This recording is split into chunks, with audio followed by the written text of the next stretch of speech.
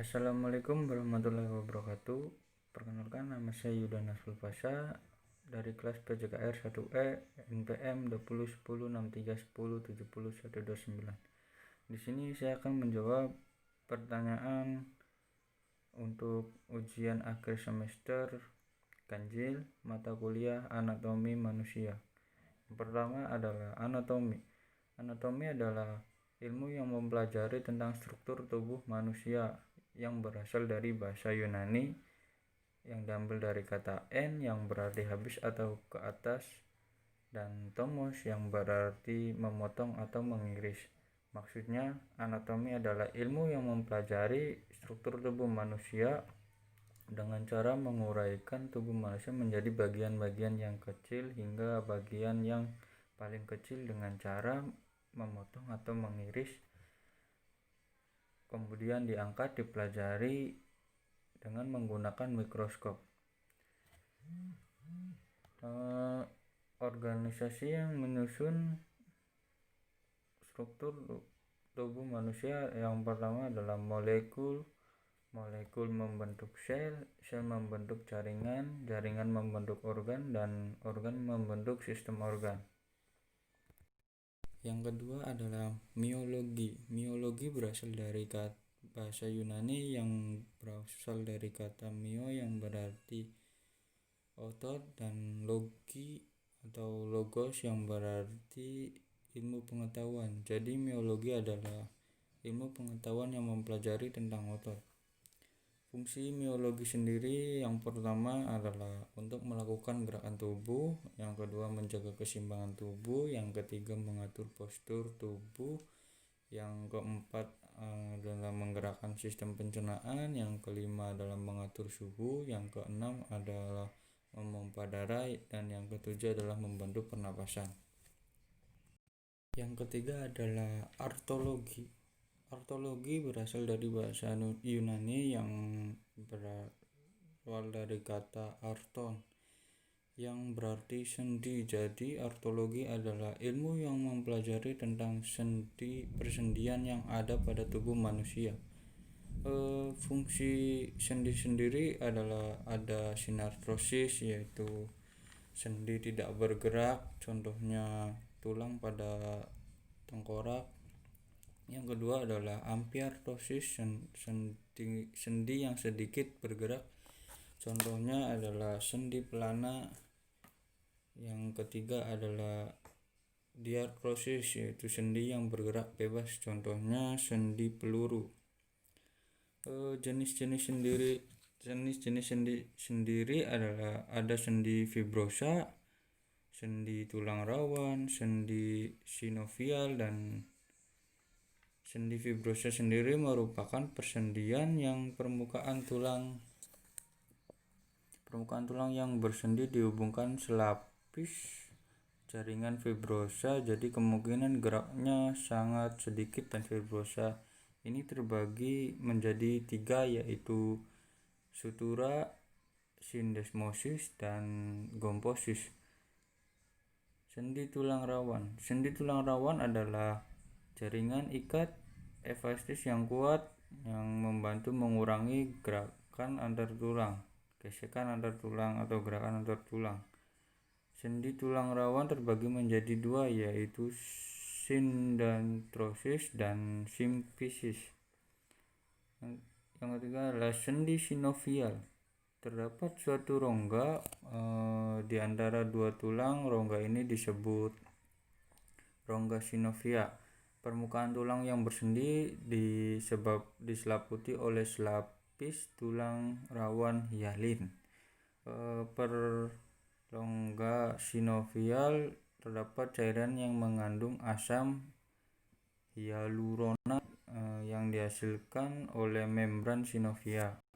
Yang ketiga adalah osteologi. Osteologi berasal dari bahasa Yunani yang berawal dari kata osteon yang berarti tulang dan logi atau logos yang berarti ilmu. Jadi osteologi adalah ilmu yang mempelajari tentang tulang. Fungsi osteologi sendiri memiliki fungsi yang pertama adalah sebagai penunjang dan pembentuk tubuh, yang kedua ada pelindung organ-organ vital, yang ketiga adalah sebagai alat gerak pasif atau alat gerak pengungkit atau lever. Yang keempat adalah tempat bertambahnya otot-otot. Yang kelima adalah tempat persendian zat kapur dan juga garam-garam. Yang ketujuh adalah tempat pembuatan sel-sel darah. Yang kelima adalah respirasi atau sistem pernapasan. Pengertian pernapasan atau respirasi adalah suatu proses mulai dari pengambilan oksigen, pengeluaran karbohidrat hingga penggunaan energi di dalam tubuh manusia. Dalam bernapas, manusia menghirup oksigen di dalam udara bebas dan membuang karbon dioksida ke lingkungan. Respirasi sendiri terbagi menjadi dua, yaitu respirasi luar eksternal dan respirasi dalam internal. Mekanisme pernapasan ada dua, yaitu pernapasan dada yang disebut coastal breathing, yang kedua adalah pernapasan perut, diaphragmatic breathing. Sistem pernapasan yang dimulai dari rongga hidung, terus faring, laring, bronkus, paru-paru, dan bronkulus. Di sisi lain ada penyakit pada sistem pernapasan. Yang pertama adalah faringitis, asma, influenza atau biasa disebut flu, lalu sinusitis, tuberkulosis atau TBC, pneumonia, lalu difteri, dan kanker paru-paru. Yang keenam adalah kardiovaskuler. Organ siklus darah yang terdiri dari jantung, komponen darah, dan pembuluh darah yang berfungsi memberikan dan mengalirkan suplai oksigen dan nutrisi ke seluruh jaringan tubuh yang diperlukan dalam proses metabolisme tubuh. Di dalam kardiovaskuler terdiri dari struktur jantung.